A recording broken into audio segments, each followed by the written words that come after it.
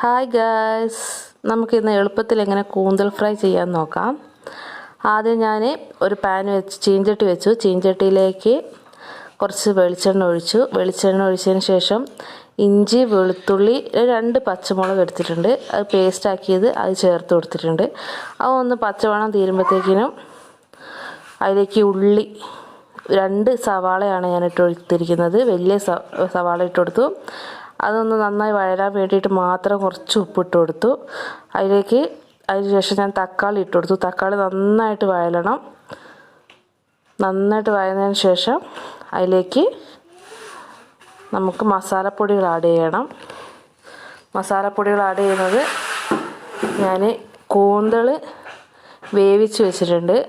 പിന്നെ അതിൽ ഞാൻ മഞ്ഞൾപ്പൊടിയും ഉപ്പും ചേർത്തിട്ട് വേവിച്ച് വെച്ചതാണ്. അതുകൊണ്ട് മസാലയ്ക്ക് ഞാൻ ഒരു 1/2 ടീസ്പൂണ് മഞ്ഞൾപ്പൊടി ചേർത്ത് കൊടുത്തു. 1 ടീസ്പൂൺ മുളക് പൊടി ചേർത്ത് കൊടുത്തു.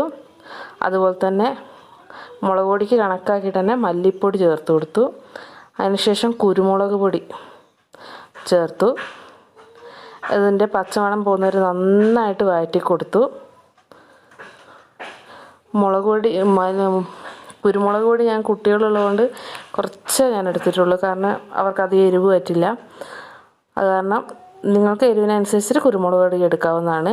നന്നായിട്ട് വഴന്നിട്ട് അതിൻ്റെ പച്ചമണം പോകുന്നവരെ നമുക്കൊന്ന് വഴറ്റി കൊടുക്കാം.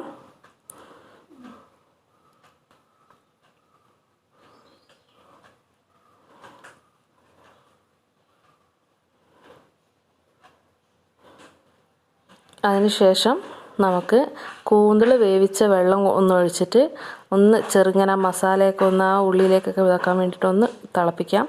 അതിനുശേഷം കൂന്തൽ നമുക്കതിലേക്ക് ഇട്ട് കൊടുക്കാം. 1/2 കിലോ കൂന്തലാണ് ഞാൻ എടുത്തിരിക്കുന്നത്.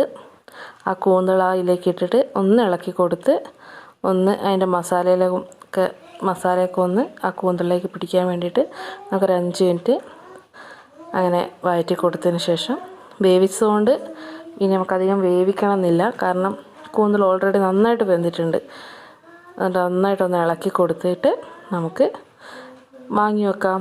അത് നമ്മളെ ടേസ്റ്റി ആയിട്ടുള്ള കൂന്തൽ ഫ്രൈ റെഡിയായി. നമുക്ക് ചോറിനും അപ്പത്തിനും കഴിക്കാൻ പറ്റിയ കൂന്തൽ ഫ്രൈ റെഡിയായി. എല്ലാവരും ഒന്ന് വീട്ടിൽ ട്രൈ ചെയ്ത് നോക്കണം. നിങ്ങളുടെ കമൻറ്റ്സ് അറിയിക്കണം. Okay, thank you.